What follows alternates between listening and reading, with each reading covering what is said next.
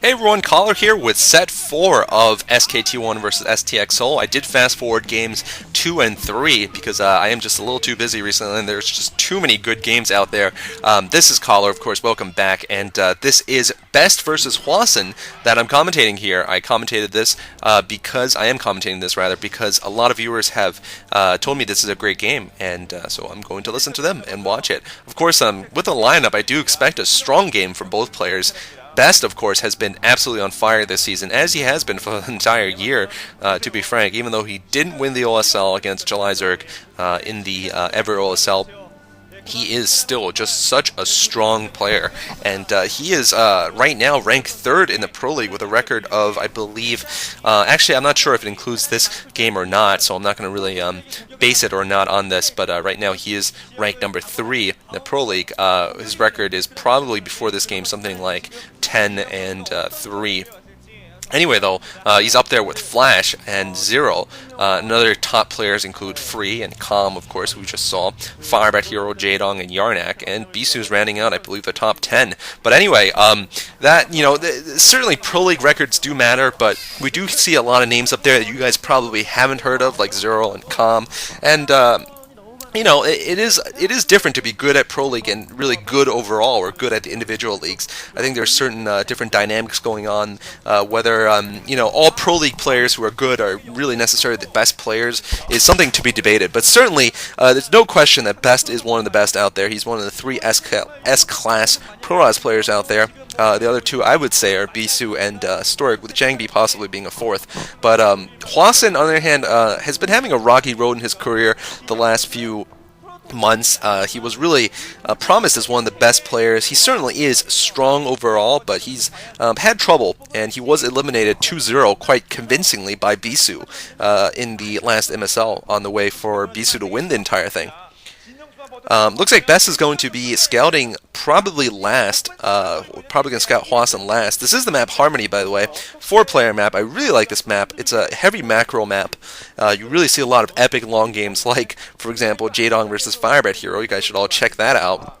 It's just a nice map. I think it's quite well balanced between the races. I see it as a little bit biased actually towards Zerg against Terran, but that's just my point of view. And here we are seeing standard builds from both players since you haven't gotten scouts in, and perhaps they're both a little bit wary of some kind of rush build. So we are going to see the standard gateway core here from Best. I don't think this is a good map actually to go for a fast expand, a 14 Nexus against Terran. I think it's just too risky. And, Best is going to scout last year with his probe. He's going to see his standard build, I believe, from Hwasin. There's Hwasin with the factory. Let's take a look at the SCV on gas. Only one SCV on gas, so we are going to see the fast expand from Hwasin after factory. And Best also building a Zealot, actually, and he's going to use that to harass the front door. That's actually quite effective, I think, given that we don't see a wall in there, and this could be quite effective. On the other hand, he's going to have to wait until the Dragoon to kill off that scouting SCV. Hwasin, has been he's overall just a very strong Terran player, but I wouldn't put him among really the best. I wouldn't put him even up there with Firebat Hero, who's just been on fire recently. I love Firebat Hero, and by the way, SC2GG Rise will be commentating on Firebat Hero versus Savior, which was just played a little bit earlier today on December 2nd in Korea, and he will be doing the commentating, guys, so go check out his account. It is SC2GG Rise on YouTube. Cybernetic's core spinning here for Best. Best, of course, is just absolutely stellar against Terran. I really think it's his best matchup. It is his best matchup statistically. No, actually, no, it's not. I'm sorry. Protoss versus Protoss is his best matchup statistically. But he is really one of the best Protoss versus Terran players out there. Hwasin, on the other hand, his weakest lineup is against Protoss. He's actually under 50%, only 46% against Protoss. So I definitely am favoring Best here on this map. And I do expect him to win. However, since people have been telling me this is epic, I do expect a decent fight from Hwasin too. So we'll have to see. Best right now still hasn't killed the scouting SCV, so he's going to be a little bit slower on his tech. If he was going to go for a rush, he probably can't right now. So he probably is going to be going for something relatively safe and standard, like an expansion with observers or something. There's the SCV going down.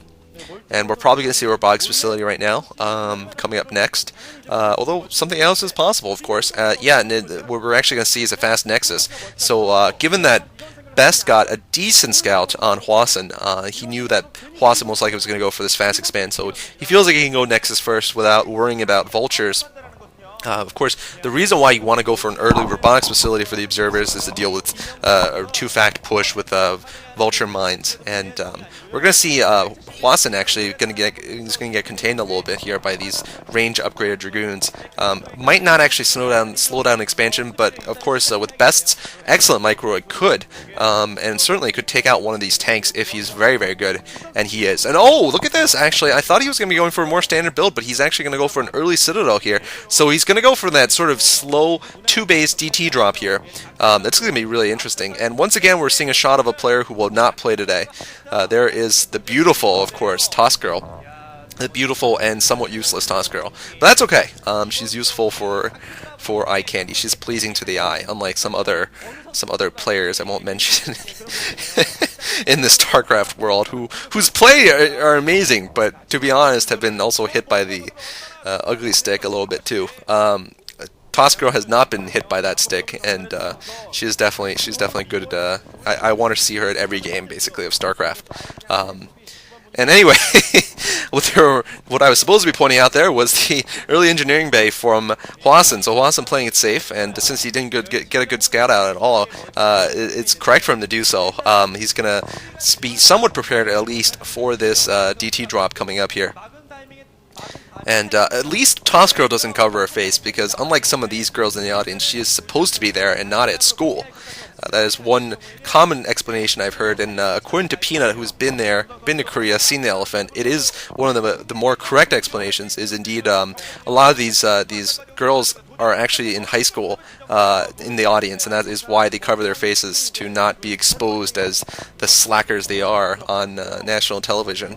The other very true reason, of course, is that the culture there is different from the United States, and I guess girls there are just a little bit shyer of being on TV, unlike some American girls who will not only be on TV but also show parts of their body on TV for money or for nothing, just because they have those parts of their bodies.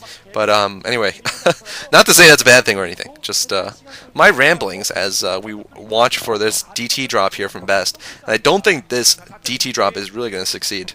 Hwasin is just way too prepared for this. He has way too many charts up, and this is going to put Hwasin a little bit ahead here. Once Hwasin gets an academy down, he probably is going to go for an early push, because he knows there's no Reavers around. DTs are not as effective as Reavers at dealing with that early turn push, and yeah, this is going to completely fail. Best is probably going to drop them anyway. He needs to just do something with these DTs, and he'll probably just deposit them somewhere and probably lose them. Actually, yeah, there he goes.